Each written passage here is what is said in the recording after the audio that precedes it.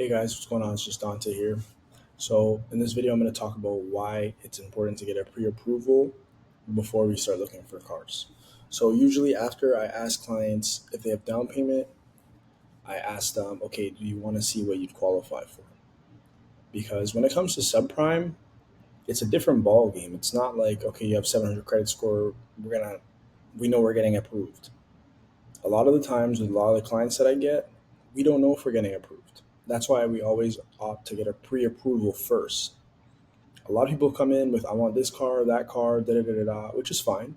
I don't have an issue with clients having preferences, but the most important thing is, can the approval that the bank's giving fit those preferences? Or do we need to make some adjustments? So, this is why I always ask, do you want to see what you qualify for? And on top of that, it's also getting permission from the client. I was never I don't really like being that pushy salesperson. I was taught to be like that at my old dealership, but now I can be more relaxed, laid back, just more seamless overall, right? Not only because I have a personal brand and people know me and I know I'm going to get more leads, but also it's just, it feels better to sell that way. It doesn't feel like I'm selling. It just feels like, okay, cool. Do you want to go through this process with me together? That's how I see it. So I always ask, do you want to see what you qualify for? Because for me as a salesperson, time is very important. And when people ask me, oh, what cars do you have? Uh, what's your inventory like? It's like, I can tell them we'll have this, but the way our business model works is we buy cars from other dealers. So our inventory is everything. We are the inventory, right? And that's the beautiful thing about our business model. We're kind of like Clutch.ca.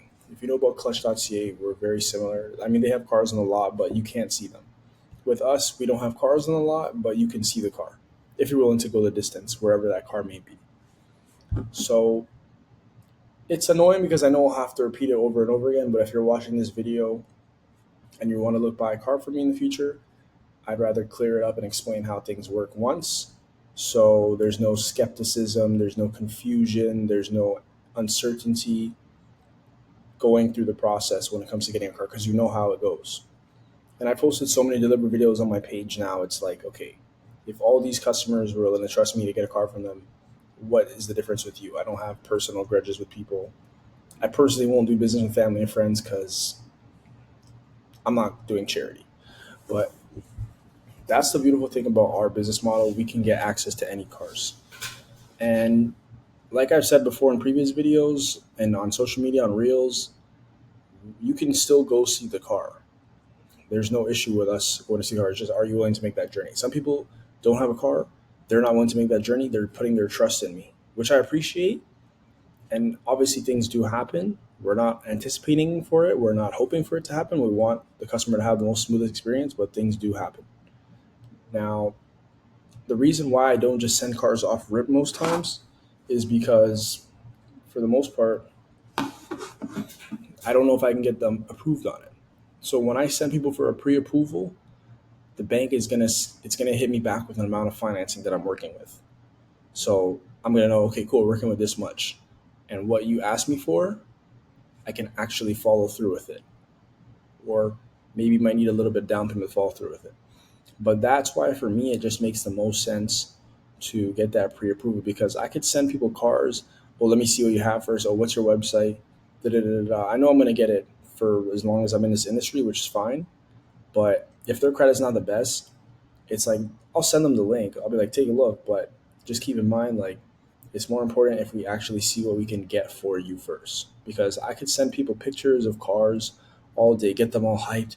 Oh, you could do that for me? Really, you can do that for me? And then let them down. Doesn't make any sense. It's a waste of time. It's gonna make me look bad. You might have second thoughts of going through in a process with me because you said I misled you or something. So that's why I always like to provide accurate information even with payments and just just exact numbers, interest rates, all that stuff.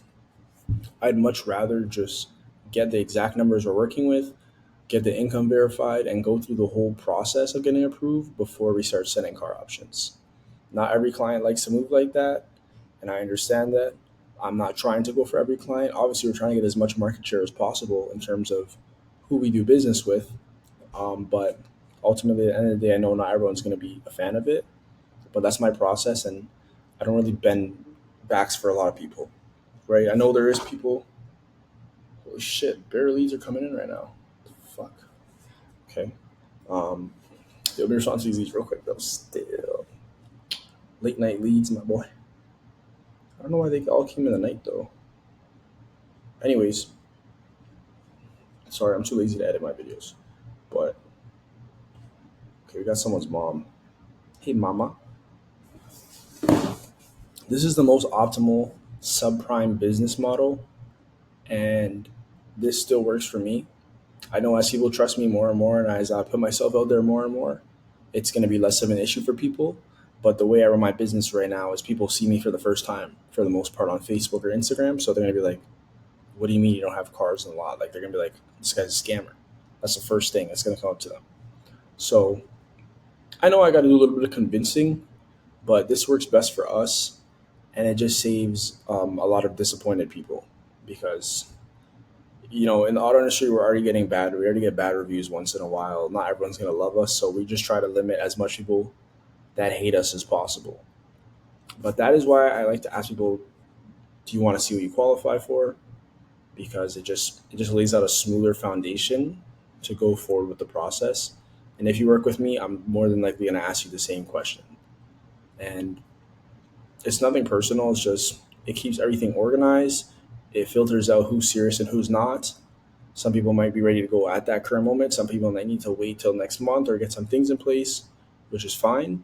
But that's just the way that I conduct that part of my process when it comes to starting everything.